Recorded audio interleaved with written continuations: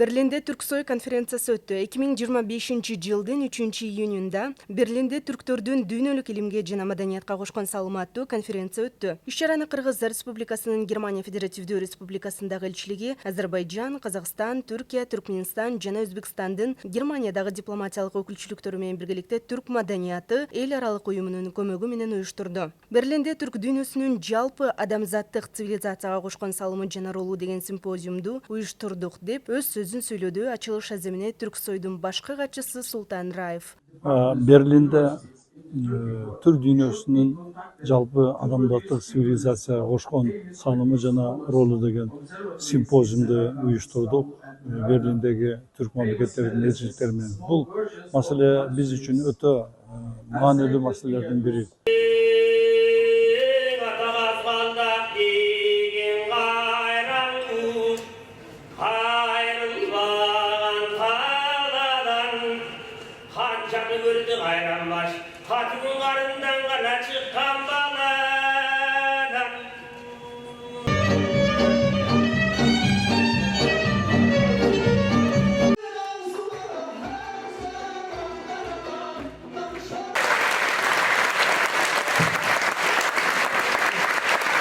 Учурда кыргыз жаштарынын Европа өлкөлөрүндө өз жолун таап, өнүгүүсүнө өөлгө түзүп, ар бир инсан жумуш менен камсыз болуусун көздөп келе жаткан Германиядагы атайын жана ыйгарым укуктуу элчиси Өмүрбек Текебаев Түрксойдун уюштуруусу менен өтүп жаткан бул иш-чараны кош колдоп, түрк маданиятын, баалуулуктарын дүйнөгө жайылтууга салым кошууга чакырды. Бүгүнкү геосаясий кырдаалда түрк элдеринин биригүүсү өнүгүүнүн гана эмес, керек болса аман калуунун жолу.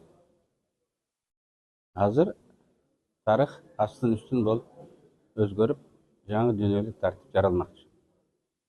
Мына ушундай кезде түрк бирикмелерин Кыргызстандын жарандары башкарып турат. Түрк мамлекеттеринин уюмунда да бизден жетекчи, Түрксойдо дагы Султан Раев жетектейт. Ал жөн гана катардагы жетекчи болбостон көп ийгиликтерге мындай жетишти.